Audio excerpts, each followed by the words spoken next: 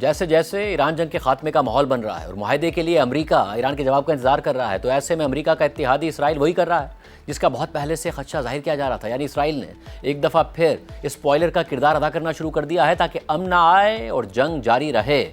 امریکہ نے اسرائیل اور لبنان کے درمیان 16 اپریل کو سیز فائر کروایا تھا، مگر اسرائیل جنوبی لبنان میں تو مسلسل سیز فائر کی خلاف ورزیاں کر ہی رہا تھا۔ لیکن کل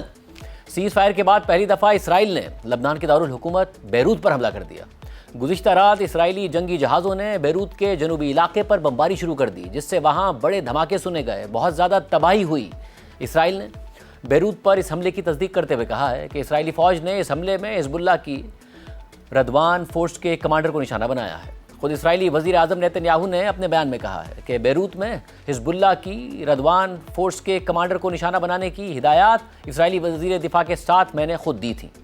واضح رہے کہ 28 فروری کو ایران پر امریکی اور اسرائیلی حملوں کے بعد سے لبنان میں ایک دن بھی سکون سے نہیں گزرا ہے۔ 16 اپریل کو امریکہ کی ثالثی سے ہونے والا سیز فائر بھی مؤثر نہیں رہا ہے۔ جنوبی لبنان میں اسرائیلی فورسز اور حزب اللہ کے درمیان جھڑپیں ویسے ہی جاری ہیں جیسے جنگ کے آغاز میں ہو رہی تھیں۔ اسرائیلی فورسز جنوبی لبنان میں کئی کلومیٹر کا علاقہ اپنے قبضے میں لے چکی ہیں، مزید آگے بڑھنے اور اپنے قبضے کو مستحکم کرنے کی کوششیں کر رہی ہیں۔ گزشتہ روز جنوبی اور مشرقی لبنان میں اسرائیلی فوج کے حملوں میں کم سے کم 13 افراد مارے گئے اور جنوبی لبنان میں کئی عمارتیں تباہ کر دی گئیں۔ اہم بات یہ بھی ہے کہ اسرائیل نہ صرف ایران اور امریکہ کے مذاکرات کو ناکام بنانے کے لیے اسپوائلر کا کردار ادا کر رہا ہے، بلکہ صدر ٹرمپ کی ہدایات کو بھی نظر انداز کر رہا ہے، جس سے سوال اٹھ رہا ہے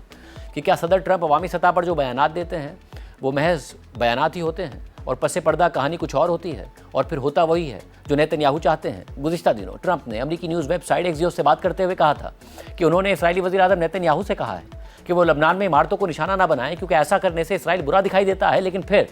صدر ٹرمپ کی ہدایات کے چند گھنٹے بعد ہی نیتن یاہو نے اپنے ایکس ہینڈل سے لبنان میں عمارتوں کو تباہ کرنے کی ویڈیو جاری کر دی اور پھر ایسی ہی ایک اور ویڈیو پوسٹ کر دی۔ دوسری جانب اسرائیل غزہ میں بھی سیز فائر کی مسلسل خلاف ورزیاں کر رہا ہے۔ غزہ سٹی میں اسرائیلی فورسز نے حماس کے